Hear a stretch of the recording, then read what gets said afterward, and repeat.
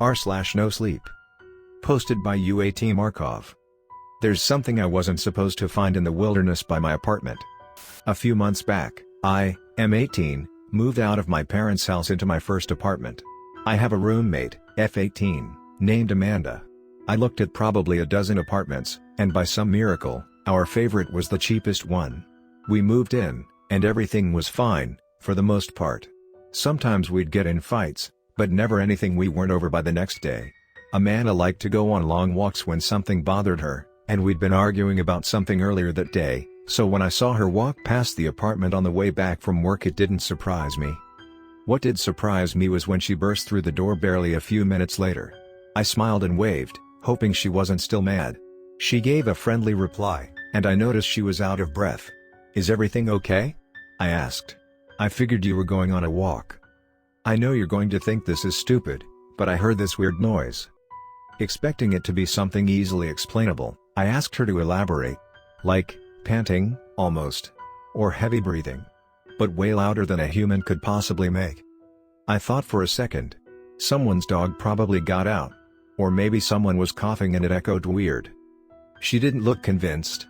Eager to be the braver of the two of us, and slightly intrigued, I offered to look around, knowing whatever it was would be long gone by now.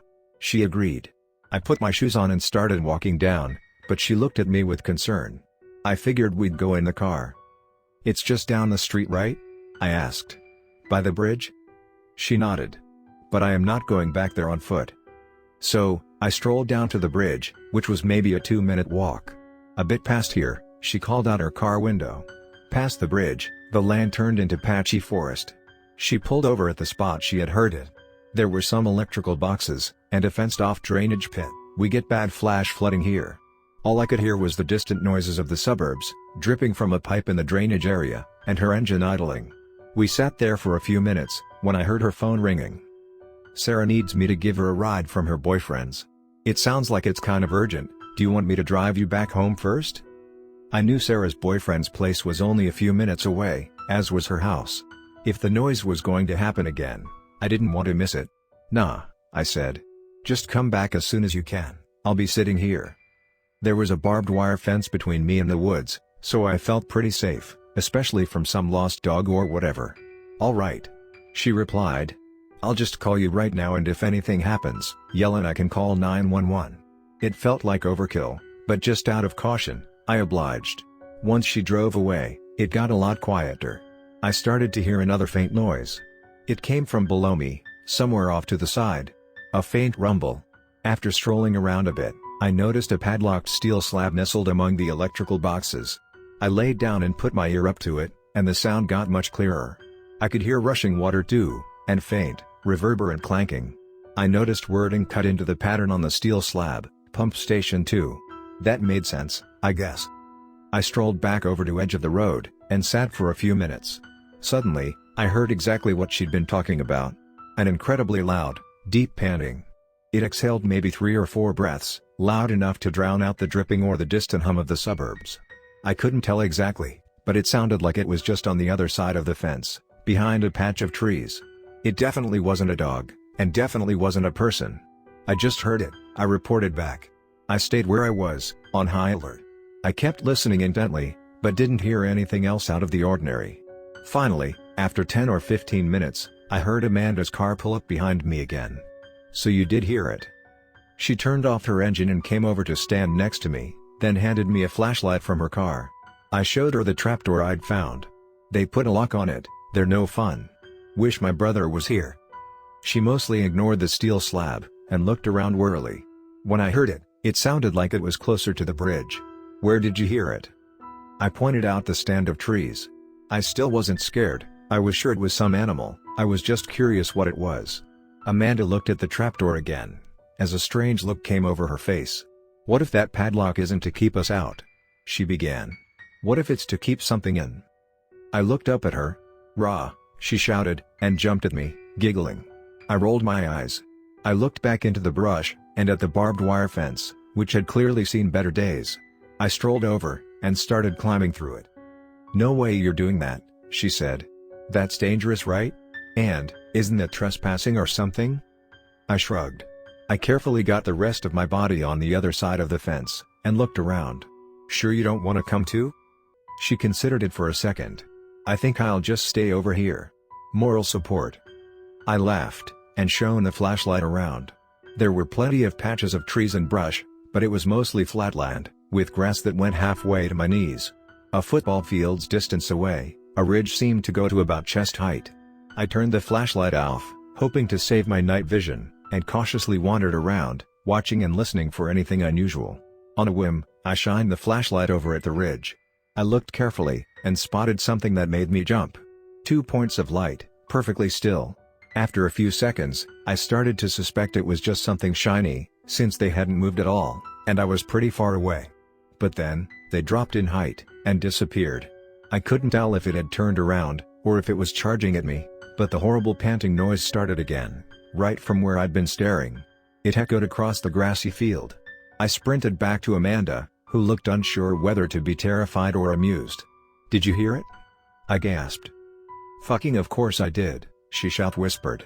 We both leaned on the barbed wire fence, careful to avoid the pokey bits, as I caught her up on what had happened. Just then, I saw a car approaching. Strangely, it turned off its headlights as it approached us. She turned around and saw it too. I tried to look natural as I could given the situation, hoping it would pass us by, but it pulled up in front of Amanda's car. We stood still for multiple minutes, unsure what to do, and hoping it would leave. Amanda was getting visibly scared. "They're watching us," she whispered. Sure enough, I could see the silhouette of someone staring straight in our direction. After a few more minutes, I decided to do something about it. I took out my phone, and started recording the car. I clambered through the fence and walked closer, all the way up to Amanda's car, and turned the headlights on.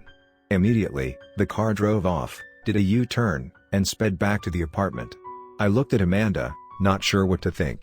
Just as I was about to say something, she put her finger over her lips and waved me down. She pointed to a spot off in the distance. I didn't see anything, but I kept looking. Finally, I noticed what she was pointing to, a distant pair of points, reflecting the moonlight. It was back. More curious than ever, and confident after having chased the car away, I climbed back through the fence yet again. I snuck back to where I'd seen it from before, and found the flashlight on the ground. I had lost sight of the eyes, but with the flashlight, they were a lot more noticeable. They were beyond the ridge this time, near a large cluster of brush. I watched intently, waiting for the eyes to move. Suddenly, they shot upward. They rose what must have been 10 feet in the air, and I heard the panting, louder than it had ever been. This time, it clearly was charging at me. The pinpricks of light bounded up and down, getting brighter. I turned and ran again, genuinely terrified for the first time that night.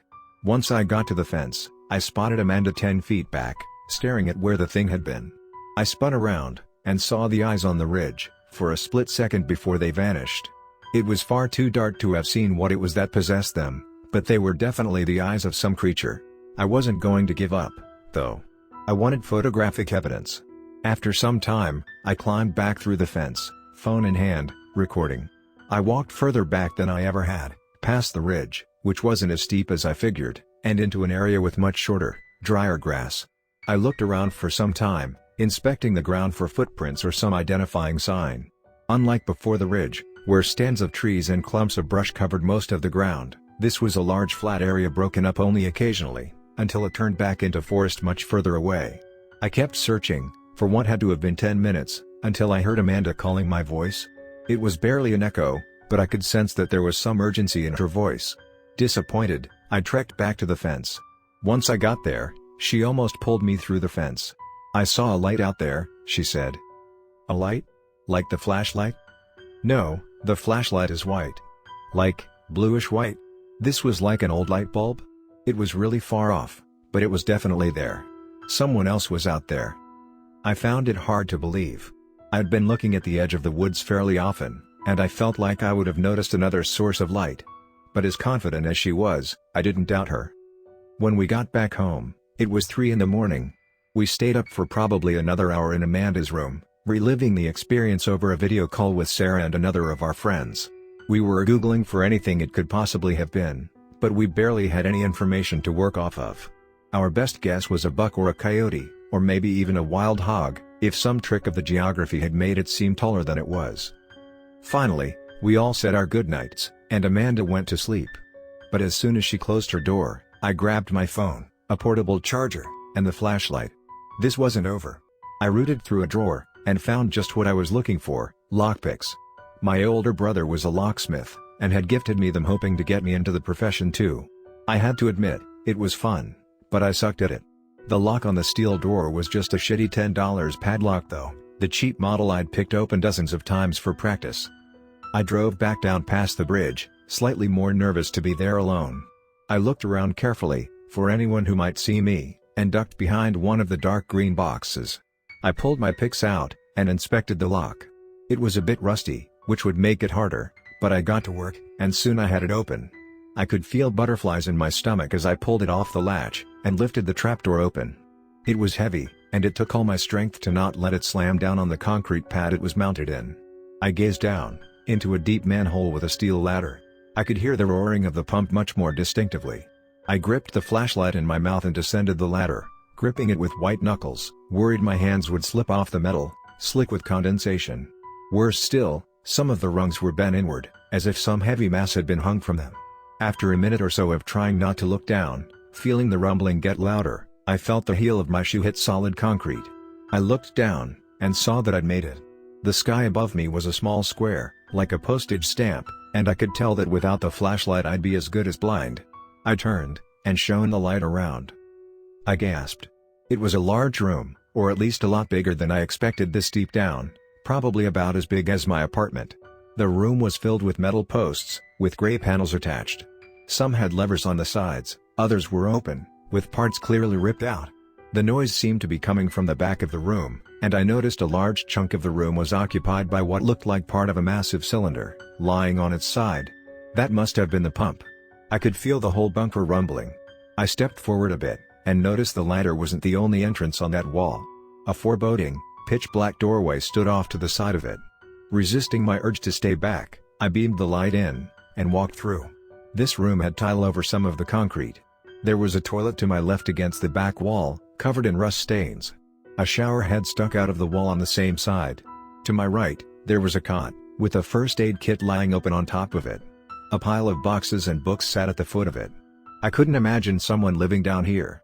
I looked down, and noticed a pile of towels, stained dark, reddish-brown. I left, and walked back toward the pump. As I peered around it, I jumped in shock, and dropped the flashlight. For a brief moment the beam of light spun around the room, and with a clatter it landed, casting a circle of light onto the wall. I caught my breath. I'd unknowingly stared right into the face of a human skeleton. Feeling more than a little sick, I picked up the flashlight, and illuminated the skeleton from the feet up. It was sitting, ragdolled in the corner between the bunker wall and the side of the pump. An access panel was open beside it. I slowly shone a light to the side, away from the pump, and saw something that had been blocked from my view up until then, a grid of thick cast iron bars, enclosing a room inset into the wall. I could see it continued pretty far back into the wall. It looked like there had been an attempt to make it into some sort of terrarium. There were dead trees leaning against the walls, and the floor was about 3 inches lower than that of the bunker, with dirt and dead plants filling the space. I saw massive fluorescent tubes on the ceiling, protected by more cast iron bars. What filled me with horror, though, was that the bars on the front of the cell had failed. They were warped outward, and a hole, maybe 6 feet across, had been formed. Just then, I heard a massive clang. It reverberated through the bunker, audible even against the ground shaking thrum of the motor just feet behind me. Someone, or something, had shut the door. This post is getting pretty long, and this is bringing back some dread I'd rather not feel again all at once, so, I think I'll call it quits for now. I'll come back soon and give you all the rest of the story, if I'm feeling up to it. But yeah, that car and the strange rumbling really should have tipped me off.